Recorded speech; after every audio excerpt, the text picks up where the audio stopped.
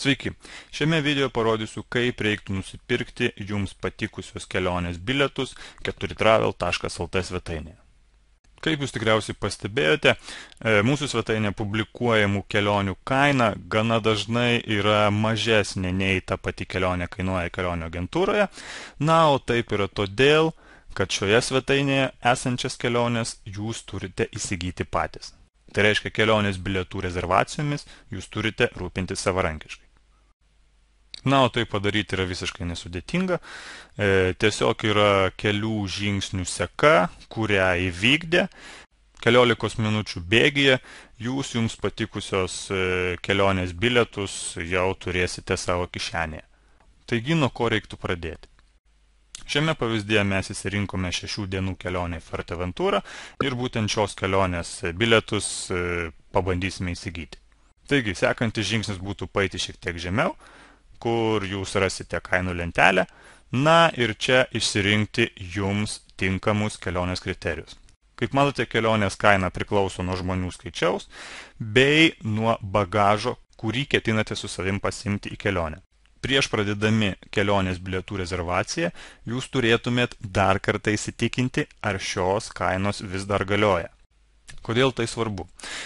Pirmiausiai, į ką jūs turėtumėt dar atkreipti dėmesį, tai yra kelionės atnaujinimo data. Kaip matote, ją galite rasti po kelionės pavadinimu ir jeigu ši data bent keliomis dienomis skiriasi nuo datos, kuomet jūs žiūrite šios kelionės pasiūlymą, visgi yra tikimybė, kad kelionės bilietų kaina per tas kelias dienas pakito. Na, jos gali tiek kilti, tiek kristi.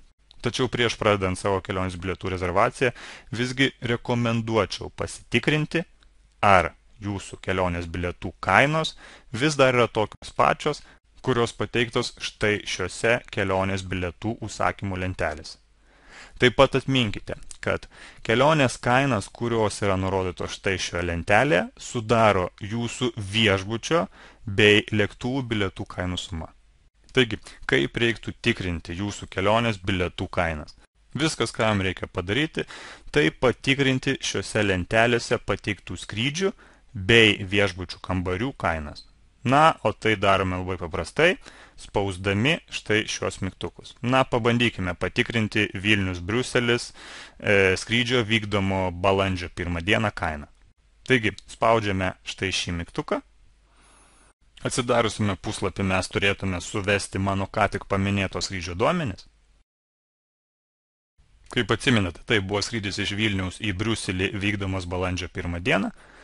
Na ir spausdami bukno mygtuką, kelių akimirkų bėgyje prie save išvysime šių bilietų kainą. Na, šią kainą kažkur pasižymėkite ir tai padarę vėl grįžkite į 4travel.lt svetainę ir lygiai taip patikrinkite sekančio skrydžio kainą. Šią procedūrą jūs turėtumėt kartoti tiek kartų, kiek skrydžių yra pateikta skrydžių užsakymų lentelėse. Na ir tai padarę, tiesiog sudėkite visas skrydžių kainas ir jeigu jūs gaunate kainą panašią į vieną iš šių dviejų prie skrydžių kainos informacijos pateiktų kainų, reiškia, jūsų bilietų kainos visgi dar išliko tos pačios. Lygiai tą patį reiktų padaryti ir su viešbučio informacija. Vėlgi, jūs turėtumėt pasirinkti keliem žmonėm bilietus planuojate įsigyti ir būtent toje eilutėje paspausti užsakyti per mygtuką. Na, tarkim, mus domina kelionės bilietai 3 asmenims, todėl būtent šį mygtuką mes ir spaudžiame. Vėlgi, kelių akimirkų bėgyje jūs būsite nukreipti į puslapį, kuriame mes jums rekomenduotume rezervuoti jūsų viešbučio kambarį.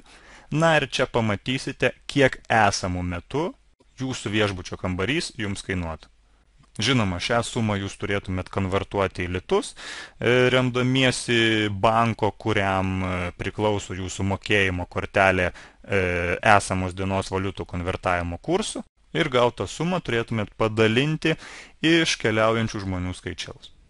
Tai padarę, vėl grįžkite į 4travel.lt svetainę ir pasitikrinkite, ar viešbučio kaina žmogui yra tokia pati, kokia nurodyta štai šioje lentelėje.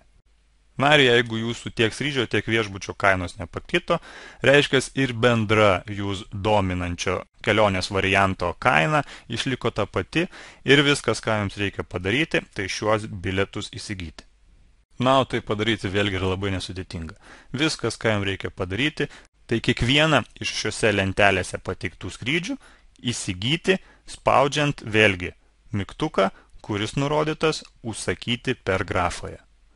Įsigiję visus jūsų skrydį sudarančius aviabilietus, sekančių žingsnių rezervuokite jums patikusi viešbučio kambarį. Tai daryti vėlgi turėtumėt spausdami užsakyti per mygtuką. Taigi būtent tokia ir yra kelionės bilietų rezervavimo procedūra 4travel.lt svetainė. Tiesa, prieš rezervuodami savo kelionės bilietus, nepatingėkite paskaityti ir kitos informacijos, kuri pateikta jūsų kelionės pasiūlyme. Čia jūs taip pat galėsite pasiskaityti buvusių lankytojų atsiliepimus apie jūs dominantį viešbutį, arba jeigu jums reikia, tarkim, užsakyti papildomas paslaugas, tokias kaip pervežimo paslauga arba automobilio nuoma, čia taip pat rasite rekomendacinę informaciją, kur galėtumėt tai padaryti. Taip pat prie kiekvieno kelionės pasiūlymo jūs rasite šiek tiek ir papildomos informacijos apie šalį, kurią ketinate aplankyti. Čia jūs rasite informaciją apie rekomenduojamas lankytinas vietas.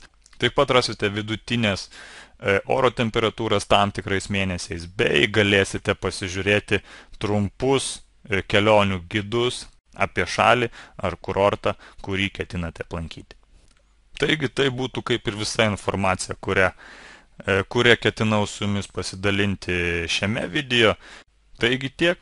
Ačiū už dėmesį ir gerų kelionių.